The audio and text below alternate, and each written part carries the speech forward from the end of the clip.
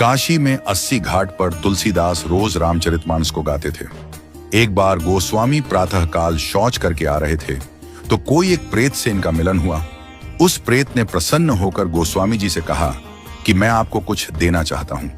गोस्वामी जी बोले, भैया हमारे मन में तो केवल एक ही चाह है कि ठाकुर जी का दर्शन हमें हो जाए। उस प्रेत ने कहा कि महाराज, मैं यदि दर्शन करवा सकता तो अब तक मुक्त ना हो गया होता। मैं खुद प्रेत योनि में पड़ा हुआ हूं।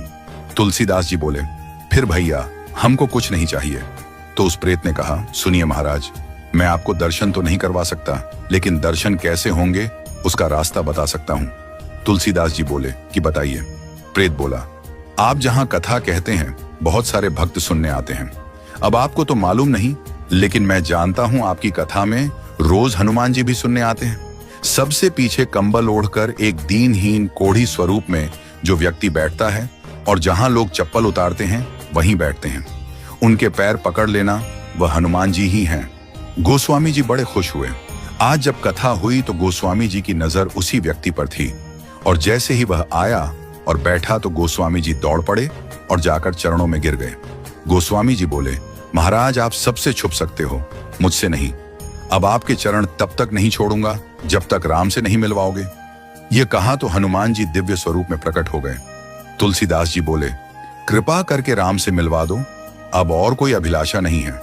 हनुमान जी बोले कि आपको राम जी जरूर मिलेंगे, लेकिन आपको चित्रकूट चलना होगा। गोस्वामी जी चित्रकूट गए, मंदाकिनी में स्नान किया, कामदगिरी की परिक्रमा की, खोज रहे हैं कि प्रभु कहां मिलेंगे। सामने से दो राजकुमार घोड़े पर आए, एक गौर वर्ण और एक श्याम वर्ण।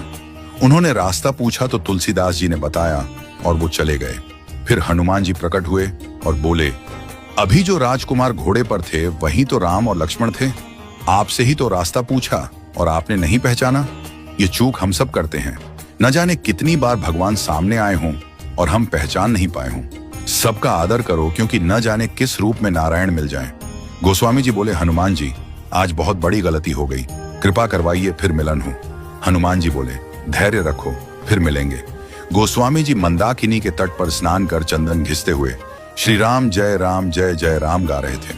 ठाकुर जी बालक रूप में आए और बोले, बाबा चंदन बहुत प्यारा घिसा है, थोड़ा मुझे लगा दो। गोस्वामी जी ने दिया।